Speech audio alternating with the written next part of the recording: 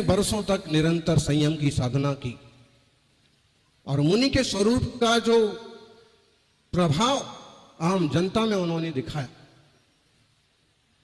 मील का पत्थर है। कन्नड़ माध्यम से केवल 9वीं पढ़ने वाला कोई युवा और हिंदी का महाकवि हो सकता है।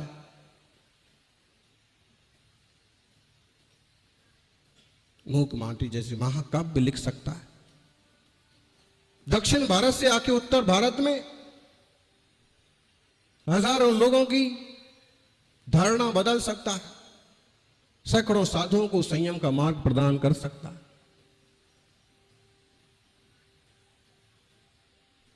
समाज में, देश में उन्होंने जो छवि दिगंबरत्व की बनाई, निश्चित रूप से स्पृहणीय है, स्मरणीय है।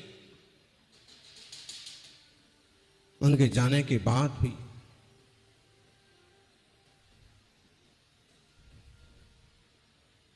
जो मार्ग उन्होंने तैयार किए, श्रमणों का, श्रावकों का और जन जन का मार्गदर्शन करने में सक्षम है। गौवंश का नुकसान देख करके उन्होंने गौशालाओं को प्रोत्साहित किया। आम जनता की दुर्दशा देख करके उन्होंने हथकरघा को प्रोत्साहित किया। शिक्षा को दुर्दशा देख करके छोरियों का जो हाल होता है शिक्षा के क्षेत्र में, उन्होंने प्रतिभा स्थली की शुरुआत की। अत्यंत निष्प्रह प्रारंभिक जीवन होने के बाद भी जीवन के उत्तरार्ध में उन्होंने उतने सारे काम किए कि कोई जन नेता भी क्या कर पाएगा, तो दिगंबर तपस्वी ने कर दिखाया।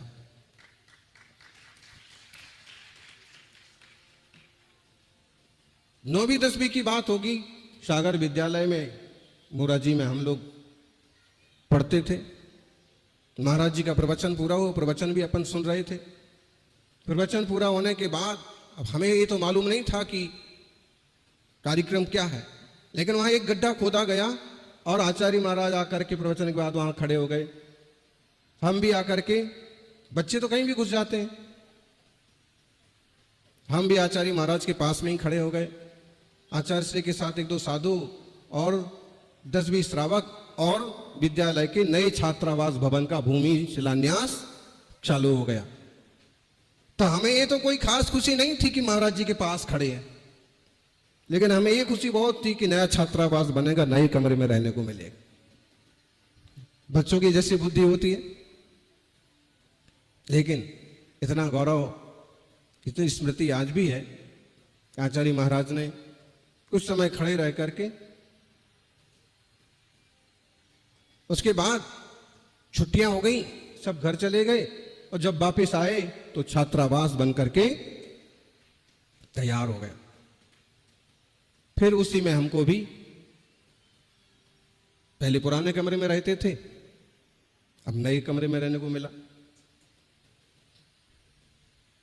छात्रावास, शिक्षा, गुरुकुल, इसके प्रति उनका शुरू से एक रुझान रहा। एक्टिव तो बाद में हुए, लेकिन कहीं अगर उस तरह का काम हो रहा तो उसकी वो अनुमोदना पूरी करते थे।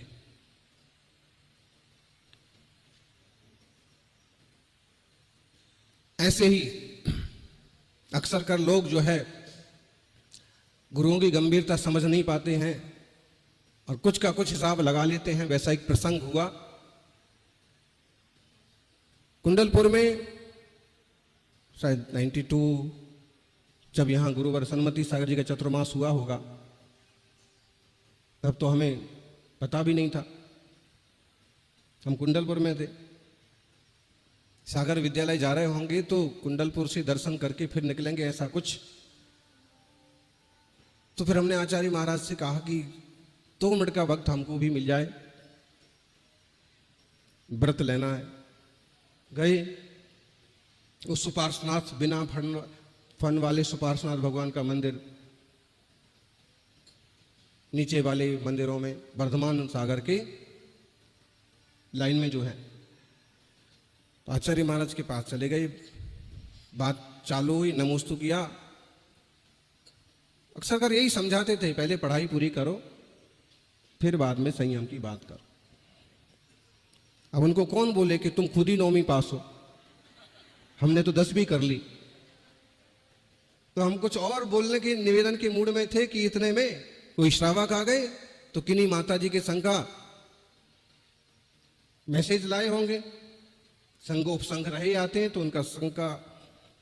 तो आचार्य महाराज बोले कि तुम जाओ समाधि सागर जी से बात करो।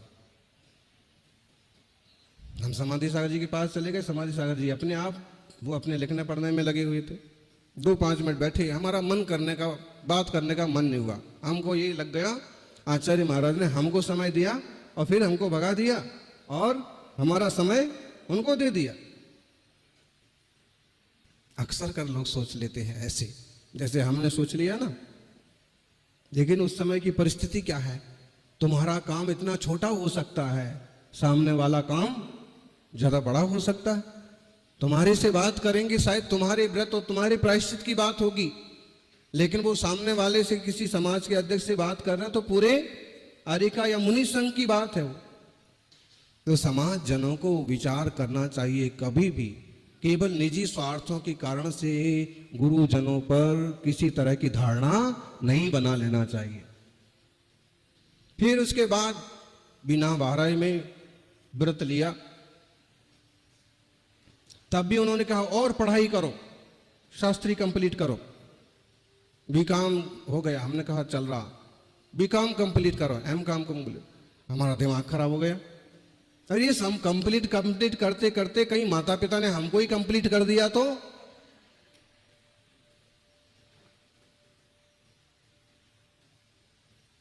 अरे घर वालों को इशारा लग गया कि ये संयम की लाइन में जाने वाला है और कहीं उनने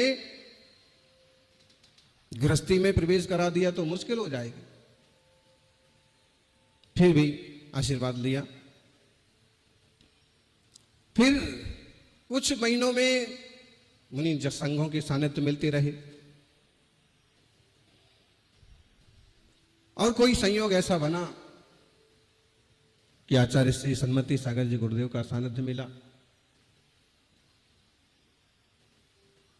एक संयोग ऐसा भी बना कि कुंडलपुर के निकट पटेरा में दोनों संघों का मिलन हो सकता था, लेकिन किस तरह की लापरवाही कुछ लोगों ने कर दी।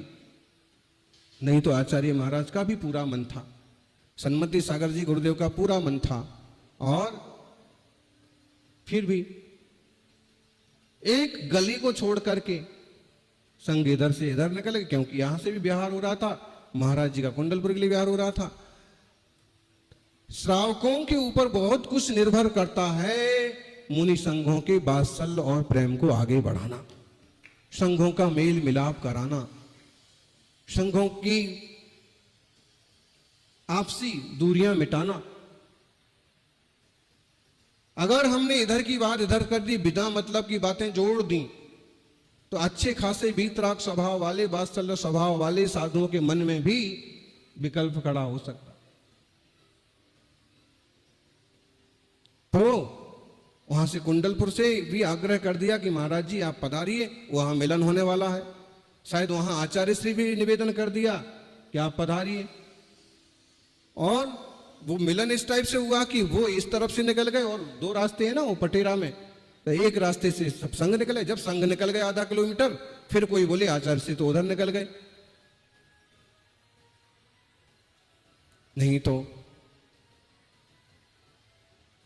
सौभाग्यशाली हो, गुरुजनों का चारित्र, उनका संयम, उनकी साधना